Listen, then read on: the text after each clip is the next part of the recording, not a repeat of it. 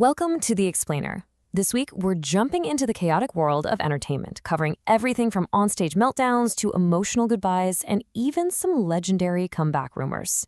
Okay, let's get right into it. It was a week just packed with high drama, and we're kicking things off with two rock stars who, let's just say, completely lost their cool right in the public eye. So our first section is all about those moments where that professional frustration just boils over.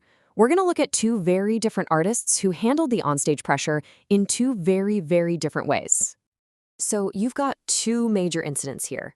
One happened live, right there in front of thousands of fans, while the other was more of a digital explosion after the tour was already over.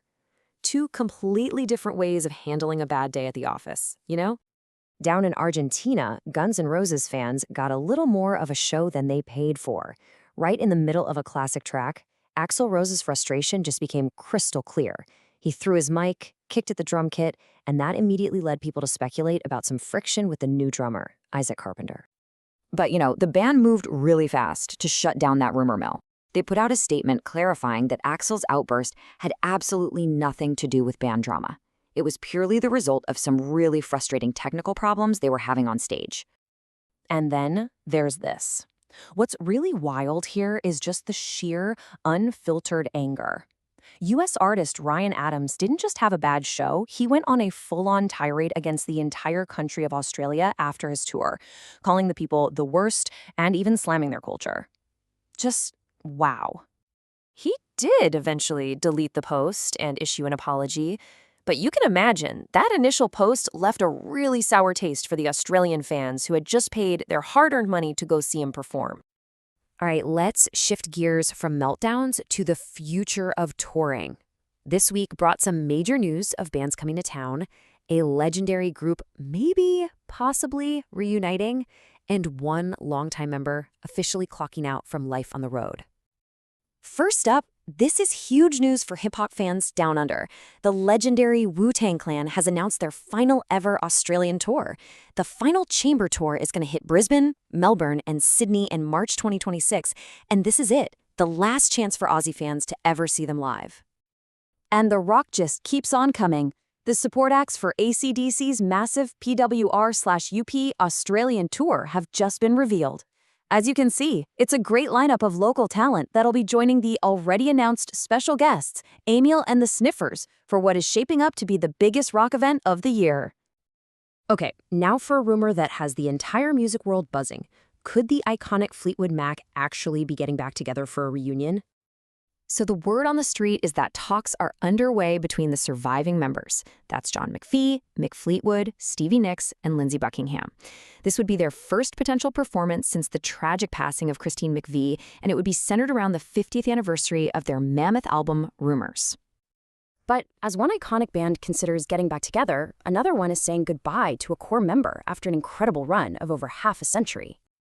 Paul Burgess, the drummer for 10cc since way back in 1973, has announced he's leaving the band. As he put it himself, the physical demands of being on the road have just become too much, and he's ready to hang up his touring boots for good.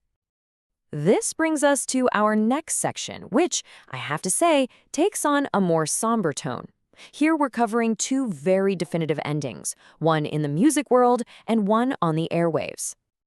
Some really sad news this week as the music world lost Sam Rivers, the original founding bassist for the hugely influential nu metal band Limp Bizkit. He passed away at the age of just 48.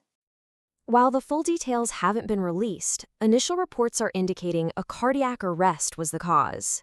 In a statement, the band confirmed that despite their immense loss, their upcoming tour dates will go on as planned. And it was also the end of an era in Brisbane radio. In a pretty shocking announcement, the KISS 97.3 FM breakfast show with Robin, Kip and Corey has been axed after a recent dip in ratings. The final show is set for December 12th, and the station is promising a new local show for 2026. Finally, let's take a step back and look at two major anniversaries that were marked this week. They really remind us of the incredible and lasting power of art. This timeline really illustrates a story that continues to unfold even decades later. This year marks the 45th anniversary of John Lennon's tragic death in New York City. It's a somber milestone and a reminder that his killer will again be eligible for parole in just a couple of years. From a music icon to a cinematic one, another major milestone is being celebrated this year, a silver anniversary for a film that became a true Australian classic. The classic Australian film The Dish is celebrating its 25th anniversary. It's that wonderful, heartwarming story about Australia's crucial part in broadcasting the 1969 moon landing to the world. This film did more than just tell a great story. It reignited a national passion for space and put the small town of Parkes on the global map. So, when you look at this whole week, the meltdowns, the farewell tours, the surprise endings, and the major anniversaries, it really highlights that constant cycle of creation, nostalgia, and closure in entertainment. It makes you wonder, what truly defines an artist's legacy? Is it their fiery beginnings, their quiet endings, or the powerful echoes they leave behind?